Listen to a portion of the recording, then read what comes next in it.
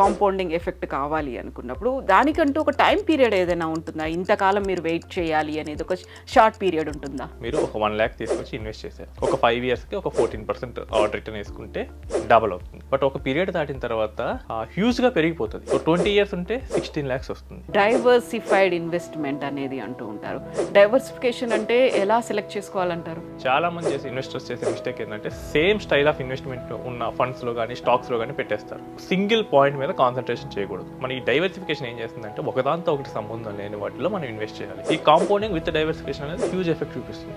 నమస్తే, నేను కవిత. Welcome to iDream. మార్కెట్లో మనం చేసినటువంటి ఇన్వెస్ట్మెంట్ మీద కాంపౌండింగ్ ఎఫెక్ట్ అనేది ఎంత కాలానికి వస్తుంది, మనం ఎంతకాలం ఎదురు చూడాల్సినటువంటి అవసరం ఉంటుంది? మనతో పాటుగా ఉన్నారు ఫైనాన్షియల్ ఎక్స్పర్ట్ సాయిరామ్ గారు. సాయిరామ్ గారు, నమస్కారం అండి. నమస్తే. సో మార్కెట్లో ఇన్వెస్ట్ చేసేసాము, కాంపౌండింగ్ ఎఫెక్ట్ కావాలి అనుకున్నప్పుడు దానికంటూ ఒక టైం పీరియడ్ ఏదైనా ఉంటుందా? ఇంతకాలం మీరు వెయిట్ చేయాలి అనేది ఒక షార్ట్ పీరియడ్ ఉంటుందా? సో మనం చాలా మార్కెట్లో ఎంటర్ అయిన వాళ్ళు అందరూ కామన్గా వినేది ఏంటంటే పవర్ ఆఫ్ కాంపౌండింగ్. అసలు ముందు కాంపౌండింగ్ అంటే ఏంటో చూద్దాం. ఎగ్జాక్ట్లీ. సో అసలు కాంపౌండింగ్ని 8th wonder of the world అంట. ఐన్స్టైన్ దీన్ని 8th wonder of the world అన్నారు. ఆయన ప్రపంచ మేధావి. సో ఆయనకు కూడా అర్థం కాలేదు అసలు. ఓకే. సో ఫస్ట్ ఏంటంటే చిన్నగా మొదలవుద్ది ఇంట్రెస్ట్ రావటం. బట్ ఒక పీరియడ్ దాటిన తర్వాత హ్యూజ్గా పెరిగిపోతుంది. అంటే సింపుల్గా ఏంటంటే మనం మనీ పెడితే దాని మీద ఇంట్రెస్ట్ వస్తుంది. ఆ ఇంట్రెస్టే మళ్ళీ ఇంట్రెస్ట్ జనరేట్ చేయడం మొదలెట్టినప్పుడు కాంపౌండ్ ఎఫెక్ట్ వస్తుంది. సో ఫర్ ఎగ్జాంపుల్ మీరు ఒక 1 lakh తీసుకొచ్చి ఇన్వెస్ట్ చేశారు. ఒక 5 yearsకి ఒక 14% రిటర్న్ వేసుకుంటే డబల్ అవుతుంది. జనరల్గా మన బ్రెయిన్ ఏం థింక్ చేస్తుందంటే ఇంకో 5 years ఉంటే ఇంకా పెరుగుతుంది కదా, ఇంకో పెరుగుతుంది, ఇంకో 1 lakh పెరుగుతుంది అనుకుంటాం. కానీ ఇక్కడ ఏమవుతుంది, ఇన్స్టెడ్ ఆఫ్ 3 lakhs మనకు 4 lakhs వస్తుంది. అదే ఇంకో 5 years ఉంచామనుకోండి 8 lakhs వస్తుంది. సో 20 years ఉంటే 16 lakhs వస్తుంది. సో మన 1 lakh 16 lakhs అయింది. 16 times పెరిగింది.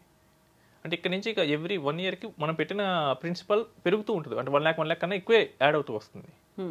సో ఇక్కడ మనకు కాంపౌండింగ్ వస్తూ ఉంటుంది. అదే మనం కనుక ఫస్ట్లో చూసుకుంటే 1 year తర్వాత చూస్తే మహా అయితే 1.14 lakhs 14,000 పెరిగింది. తర్వాత చూస్తే ఒక 15,000-16,000 పెరిగింది. ఫస్ట్ ఫ్యూ ఇయర్స్లో అసలు మనకి పెద్ద తెలియదు, మనం పెట్టిన ప్రిన్సిపలే చాలా ఎక్కువ ఉంటుంది. కానీ ఎప్పుడైతే మనం 7th or 8th year దాటుతామో అప్పుడు మన క్యాపిటల్తో పోలిస్తే ఆ పెరిగేది చాలా ఎక్కువ ఉంటుంది. సో కాంపౌండింగ్ కనుక మనం చూడాలి అంటే కనుక జనరల్గా 8 years అండ్ అబోవ్ ఉండాలి. 8 years అండ్ అబోవ్ ఉంటే కనుక మన ఇన్వెస్ట్మెంట్ మీద కాంపౌండింగ్ అనేది మనకు అర్థమవుతుంది. అప్పుడు నేను పెట్టే ఇన్వెస్ట్మెంట్ కన్నా నాకు ఆ ఇయర్లో పెరిగిన వాల్యూయే చాలా ఎక్కువ ఉంటుంది. సో కాంపౌండింగ్ అనేది both one time investment and SIPs రెండిట్లోనూ వర్కౌట్ అవుతుంది. ఓకే. కాకపోతే స్లిప్స్లో ఇంకొంచెం ఎక్కువ టైం తీసుకుంటుంది. మేబీ 10 years 11 years అలా తీసుకుంటుంది. లంసంలో కొంచెం తొందరగానే వచ్చేస్తుంది, ఎందుకంటే అంతా తీసుకొచ్చి ఒకేసారి పెట్టేస్తాం కాబట్టి. ఇప్పుడు ఇన్వెస్ట్మెంట్లు ఇవన్నీ మాట్లాడుకున్నప్పుడు డైవర్సిఫైడ్ ఇన్వెస్ట్మెంట్ అనేది అంటూ ఉంటారు. డైవర్సిఫికేషన్ అంటే ఎలా సెలెక్ట్ చేసుకోవాలంటారు? So diversification is nothing but అన్ని ఎక్స్చేంజ్ తీసుకొచ్చి ఒకే బాస్కెట్లో పెట్టదు. ఓకే. ఆ బాస్కెట్ కనుక పగిలితే కనుక ఏదో డ్యామేజ్ ఉన్నాయి, మొత్తం పోతాయి. సో కాంపౌండింగ్ విత్ డైవర్సిఫికేషన్ ఇలా చూడాలి మనం. సో మనం చేసేటప్పుడు ఎప్పుడు సింగిల్ పాయింట్ మీద కాన్సన్ట్రేషన్ చేయకూడదు. ఆల్వేస్ ట్రై ఒకదాని బదులు 2-3 వాటిలో పెట్టండి.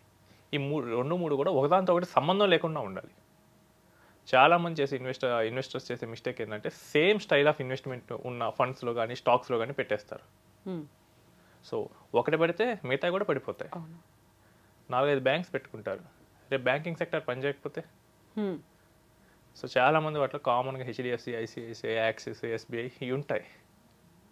సో రేపు బ్యాంకింగ్ సెక్టర్ పనిచేయనప్పుడు ఇవన్నీ పడిపోతాయి.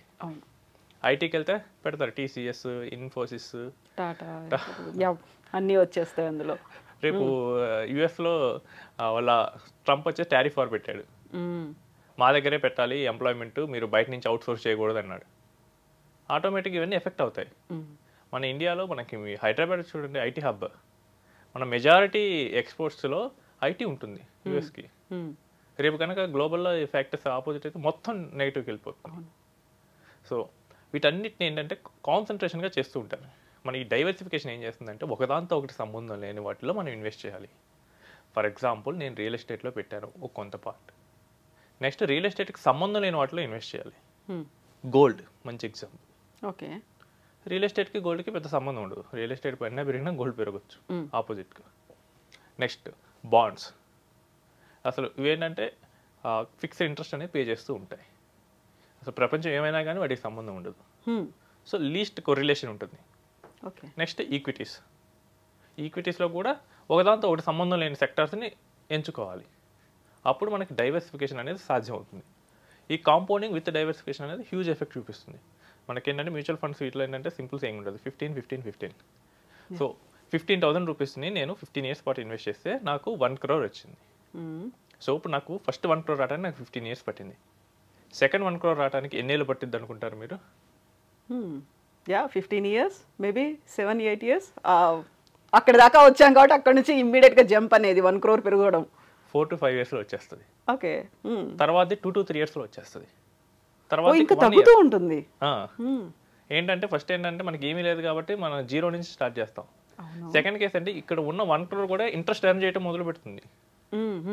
15 lakhs నుంచి 1 crore వచ్చేసరికి 1 crore వచ్చే అది ఇంట్రెస్ట్ పెరుగుతూ ఉంటుంది బాగా.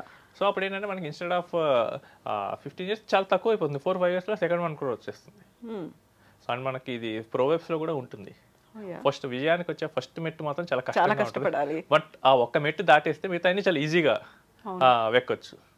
యూజువల్గా మనం అక్కడ 99 దాకా అడుగుల దాకా వేసాం, ఇంకా రావట్లేదు నాకు డ్రాప్ అయిపోతాం. ఆ 100వ అడుగు కూడా వేసి ఉంటే చాలా ఈజీగా అవుతుంది. అండ్ సంపాదించే వాళ్ళలో కూడా చాలా మంది నాకు ఫస్ట్ 1 crore సంపాదించడం మాత్రమే గుర్తుంటుందంటారు. ఆ తర్వాత చాలా ఇక ఈజీగా వచ్చేస్తూ ఉంటాయి రిటర్న్స్ అనేవి. ఇంకా మనకి ఇన్వెస్ట్మెంట్లో కూడా అంతే అండి. ఆ ఫస్ట్ 1 crore టైం పట్టుద్ది, తర్వాత పవర్ ఆఫ్ కాంపౌండింగ్ హ్యాండిల్ చేసేస్తుంది. ఓకే. సో ఈజీగా మిగతా కోట్లను అదే సంపాదిస్తూ ఉంటుంది. జస్ట్ మనం టైం ఇవ్వాలంతే. నా దగ్గర మొన్న ఒక ఇన్వెస్టర్ వచ్చారు. He's some 50 years person. 2016లో స్టార్ట్ చేశారు. ఆయనకి నమ్మకం లేదు. 3,000 రూపీస్ మాత్రమే పెట్టాడు. సో హార్డ్లీ 3 lakhs ఆర్డ్ పెట్టాడు. సో రిటర్న్స్ చూస్తే 8.5 lakh ఉంది. సో 3 lakhs ఎక్కడ, 8.5 lakh ఎక్కడ, ఇతనే 10 years పీరియడ్. ఆయన క్యాపబిలిటీ ఉంది, బట్ తెలీదు. పవర్ ఆఫ్ కాంపౌండింగ్ని అండర్స్టాండ్ చేసుకోలేదు. సో నేను ఇప్పుడు చూపించిన తర్వాత అయ్యో నేను తప్పు చేశాను అంటున్నాడు. దాన్ని అలాగే కంటిన్యూ చేస్తుంటే ఆయన కనుక 30,000 పెట్టుకుంటా ఉంటే కనీసం ఇప్పుడు 80 lakhs అయ్యేది. సో పవర్ ఆఫ్ కాంపౌండింగ్ అనేది మనకు టైం కనుక 8 years, 9 years, 10 years ఇచ్చినప్పుడు మనకి కనిపిస్తూ ఉంటుంది. ఒకనొక టైం దాటితే కనుక మీ శాలరీ కన్నా అదే ఎక్కువ పెరుగుతుంది. ఈరోజు నా దగ్గర చాలా మంది ఉన్నారు, వాళ్ళ యాన్యువల్ శాలరీ కన్నా వాళ్ళ ఇన్వెస్ట్మెంట్ వాల్యూ అంతకన్నా ఎక్కువ పెరుగుతూ ఉంటుంది. ఓకే. సో ఇదంతా ఏంటంటే వాళ్ళు ఫస్ట్ 2016-17 ఆ టైం నుంచి ఒక డిసిప్లిన్గా ఇన్వెస్ట్ చేసుకుంటూ వెళ్ళారు. ఇప్పుడు వాటి ఫలాలు ఇప్పుడు తింటున్నారు. సో ఇప్పుడు నేను 15,000 SIPతో స్టార్ట్ చేశాను. 15 ఏళ్ల తర్వాత అది 1 crore అయింది. నేను అలాగే కంటిన్యూ చేశాను అనుకోండి, ఆల్మోస్ట్ ఒక 25 years వచ్చేసరికి కంప్లీట్ అయ్యేసరికి 7-8 కోట్లు అవుతుంది కదా. అది ఈ లెక్కను బట్టి చూస్తే చాలా ఈజీగా అవుతుందండి. సో ఈవెన్ చాలా మంది మా ఇన్వెస్టర్లకు వీళ్ళు target 100 crores in 20 years. Okay. So ఎవరైతే ఎర్లీ 30sలో ఉంటారో, మంచి శాలరీస్తో ఉంటారో, యాజ్ ఎర్లీ యాజ్ పాసిబుల్ అంటారు, అందుకే కదా. సో 100 crores అనేది ఈ రోజుల్లో చాలా మందికి డ్రీమ్. బట్ కరెక్ట్గా ప్లాన్ చేస్తే 20 years ఈజీగా కొట్టేయచ్చు. సో పవర్ ఆఫ్ కాంపౌండింగ్తో అది సాధ్యమవుతుంది. ఓకే. ఓకే. సో మీరు ముందు నుంచి చెప్తున్నట్టుగా ప్రాపర్ ప్లానింగ్ అనేది ఉండాలి, ప్రతి చోట ఉండాలి. అండ్ ఇమ్మీడియట్గా దాన్ని విత్డ్రా చేసుకోకుండా కూడా చూసుకోవాలి. ఇందులో ఇమ్మీడియట్గా విత్డ్రా చేయకుండా చాలామంది మిస్టేక్స్ చేస్తూ ఉంటారు. ఒకటేంటంటే ఆ ఫండ్స్ని కానీ స్టాక్స్ని కానీ ఫ్రీక్వెంట్గా స్విచ్ చేస్తూ ఉంటారు. ఎంత మంచి ఫండ్ అయినా కానీ దానికంటూ ఒక బ్యాడ్ డే అనేది ఉంటుంది. ఆ బ్యాడ్ డే దాటినప్పుడే కదా, మనం దాంట్లో దాటినప్పుడే కదా మనకి రిటర్న్ అనేది వచ్చేది. ట్రూ. సో అలాంటి మిస్టేక్ చేయకూడదు. నెక్స్ట్ టాప్ పర్ఫార్మర్స్ని చేస్తూ ఉంటారు. టాప్ పర్ఫార్మర్ ఎవరైతే 10 ఏళ్ల కింద పెట్టారో వాళ్ళకి ఇప్పుడు మంచి రిటర్న్స్ వచ్చాయి. మీరు కనుక కరెక్ట్గా హిస్టరీ కనుక చూస్తే యూట్యూబ్లో బాగానే దొరుకుతాయి. 2021 బెస్ట్ ఫండ్స్ అని కొట్టండి, 2022 బెస్ట్ ఫండ్స్ అని కొట్టండి, 3, 4, 5 ఏవి కామన్గా ఉండవు. కానీ చాలా మంది చేసే మిస్టేక్ ఏంటంటే ఈ ఇయర్ బెస్ట్ ఫండ్ ఏంటి అందులో పెట్టేస్తాం. అది నెక్స్ట్ 10 yearsకి బెస్ట్గా ఉంటుందని రూల్ ఏంటి? సో ఫండమెంటల్స్ కరెక్ట్గా ఉన్న వాటిలో దాంట్లో ఇన్వెస్ట్ చేయండి. Don't invest in the top performers. So and ఇంకోటి ఏంటంటే ట్యాక్స్, దీన్ని కూడా చాలా జాగ్రత్తగా చూసుకోవాలి. నేను 1 కోటి రూపాయలు సంపాదించా బాగానే ఉంటుంది, రేపు 12 లక్షలు కట్టాలి గవర్నమెంట్కి, అది ఎలా ఉంటుంది? సో ట్యాక్స్ని కూడా ఇగ్నోర్ చేయొద్దు. కన్సల్ట్ టు ఆడిటర్ లేదా మీ పర్సనల్ ఫైనాన్స్ అడ్వైజర్ని కన్సల్ట్ అవ్వండి. సో మీరు థింక్ చేసేదానికి వేరే వాళ్ళు థింక్ చేసేదానికి డిఫరెన్స్ ఉంటుంది. మీకు కనుక ఎక్స్పర్టైజ్ లేకపోతే ఆ సెక్టార్లో ఉన్న ప్రొఫెషనల్ హెల్ప్ తీసుకోండి. They will help you in all this activities.